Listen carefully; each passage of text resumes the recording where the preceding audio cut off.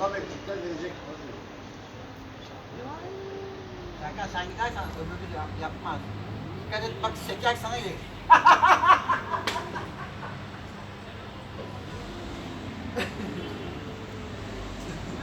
Senin konsantrasyonunu bozdum ben. Ama değil mi?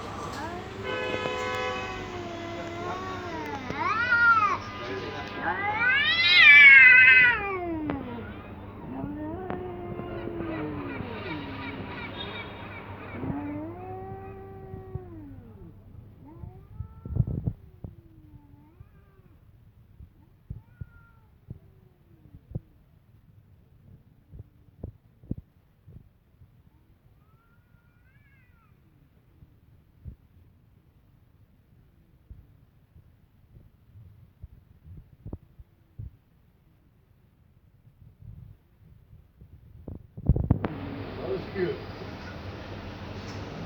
Bak şekle bak.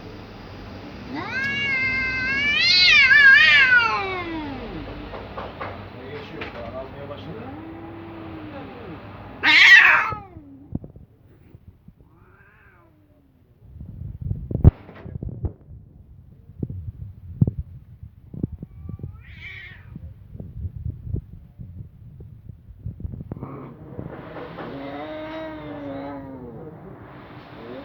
Gözden kayboldu. Korktum öyle.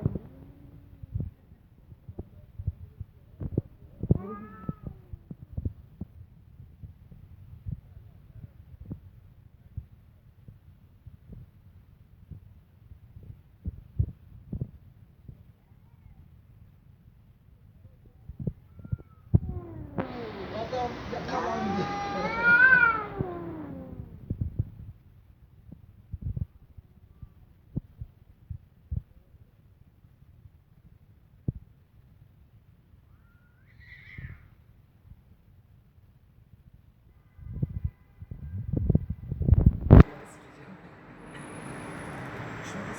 Birkaç al, birkaç al, birkaç.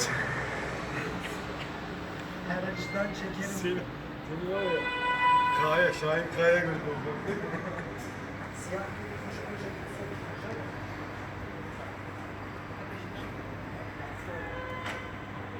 Kaçtan kaç işte gerizekalı.